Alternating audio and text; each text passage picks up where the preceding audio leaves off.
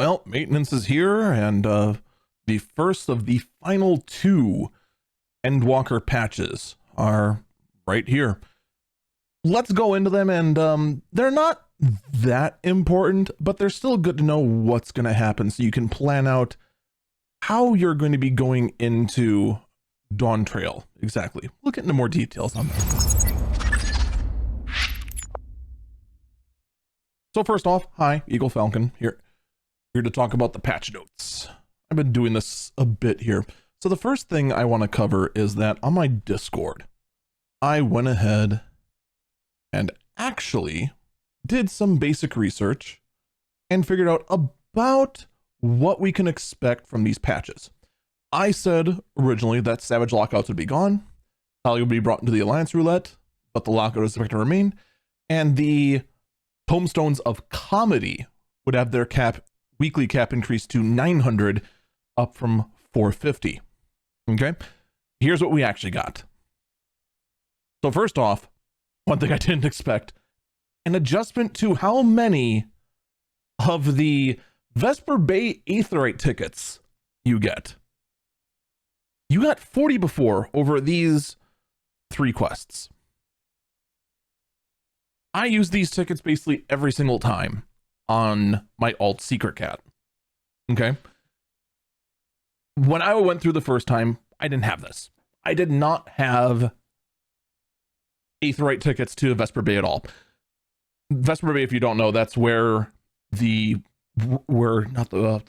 Waking Sands is, or as I call it, the Walking Sands, because I had to walk there every time.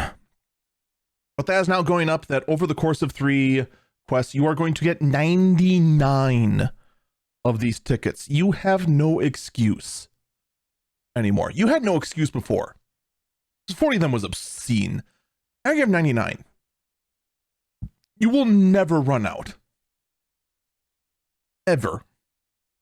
You're going to be done with the Waking Sands and then try to figure out what you're going to do with all these tickets. You're never going to know.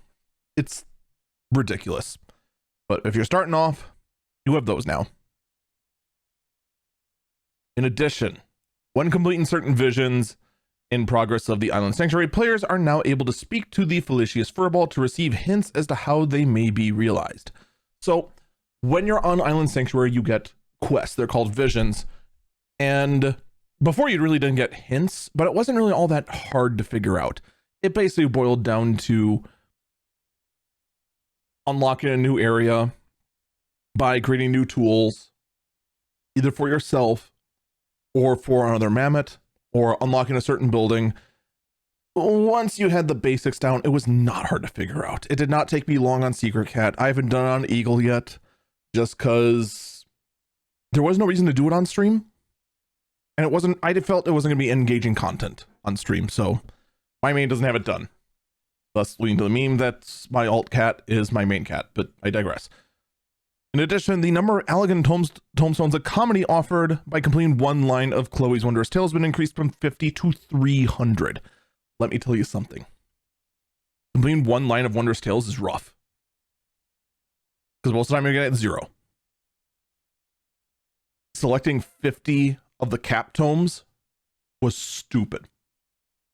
You're never going to do that.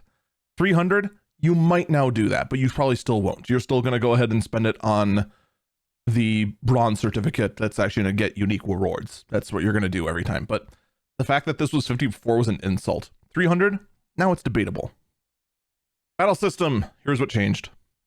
On Abelsio Savage, treasure coffers will now always appear. No reduction in rewards, regardless of whether any party members have previously cleared the circle. Weaker restrictions on rewards obtained for treasure coffers have been removed. That means you can clear it as many times you want and get as many rewards as you want. The weekly entrance restriction has been removed. You no longer need a taxi to get to P12. And players need now proceed to any circle. Basically, the lockout on Abelsio Savage has been removed. You can go wherever you want. In addition, however, players will now receive the power of the Echo. Historically, I didn't see anything saying that you'd get access to the Echo, but it's there now. I'm a little disappointed by that. I was hoping to finish on Abelsio Savage before the Echo got added, but oh well. I guess I just have to deal with that now. Womp womp. What can you do? What can you do? You can always disable it though, which we'll probably end up doing because we really don't need the echo like at all. Thalia has now been added to the Alliance Raids Roulette. The weekly limit for Elegant Tomestones of Comedy has been increased from 450 to 900, which is what I expected. Fields of Glory Shatter has been tweaked. You now only need 1600 points to win, and you get 8 points from killing an enemy instead of 5. Good. Battle's been shortened. Expect this to get tweaked again next patch, by the way. Additional instances and rods at Han and Old Charlian and Thavnir have been removed because we no longer need them. Open beta for Xbox Series X and S has been opened. Now, I don't know if they're going to get their own instance or if we're going to start seeing them actually in-game. I don't know yet. I don't really think they're saying either. I'm kind of amused by the fact that with your gamer tag, you can see character, examine them for Deep Dungeon, see who they're fighting in Dome and Mahjong. There is no way anyone playing Xbox is going to know how to play Dome and Mahjong. There is no way. And Triple Triad opponent list. You can see some information just from the Xbox gamer page, as well as see their friends list. And then a few little bug issues that have been fixed. That's all. So there's not really a whole lot there. Now, here's what I expect from the final patch. The final patch is going to be patch 6.58. Okay. I expect that shortly after, probably the Tuesday right after the Moogle Tombstone event ends. There was like a post that suggested something along that line too. So we fully expect this. Okay. Here's what we expect. We expect the 7th Extreme Trial to be moved to the normal duty finder from high-end content. We expect the 7th Extreme Trial to now have their totems be exchanged for the mount. We're going to see P12 normal no longer have a weekly restriction on the Anabasios blades that are dropped. Why that is still a thing that is restricted, I have no idea. That is incredibly stupid. That should have been removed on like the start of 6.5.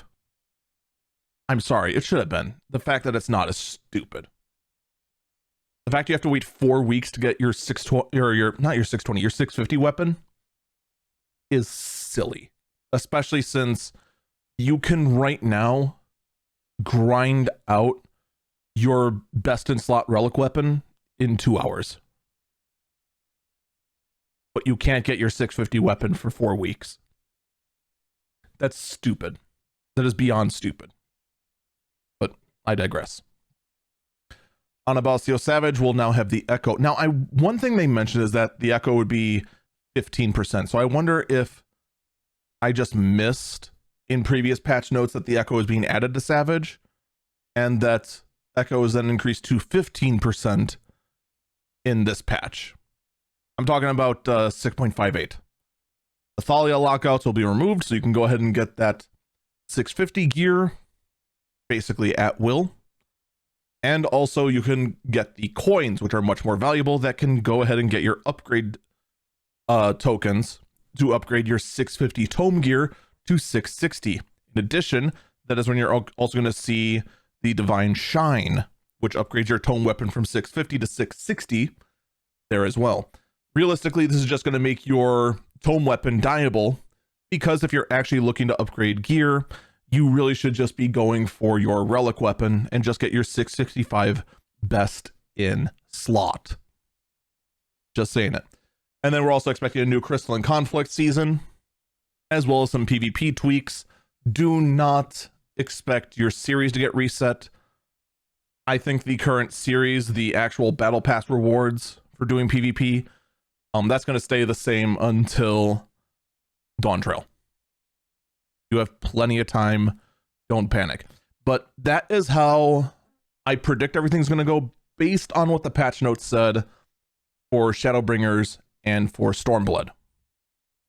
So that is what I'm expecting. You really shouldn't expect brand new content. There has never been any instance of brand new content. There's been making older content easier.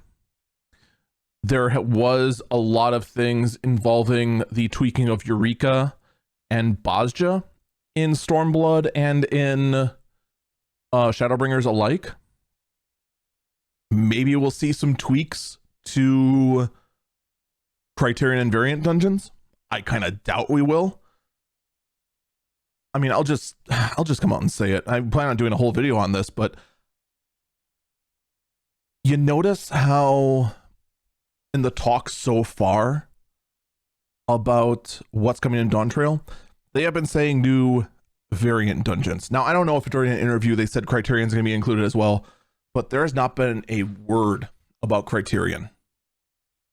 Not a peep. So I'm wondering if it's going to be just variant and it's just going to be casual content. And that high content is going to be strictly just Savage and Savage 8-mans and Ultimates and Extreme Trials, and that's it. There's not going to be a Savage Criterion or a regular Criterion. I think the whole system can be saved. I'll do a whole video on that down the road, but for me, it is late. I got to quickly edit this, get it up. So that's going to do it for me. If you like getting these kind of updates, I want to hear my thoughts, opinions, and kind of like what I would suggest in fixes from an actual design point of view, actually using logic in determining what should or shouldn't be done. Feel free to give a like and a subscribe, and check out my streams at twitch.tv/EagleFalcon. Take care. I hope we'll see you next time. Bye-bye.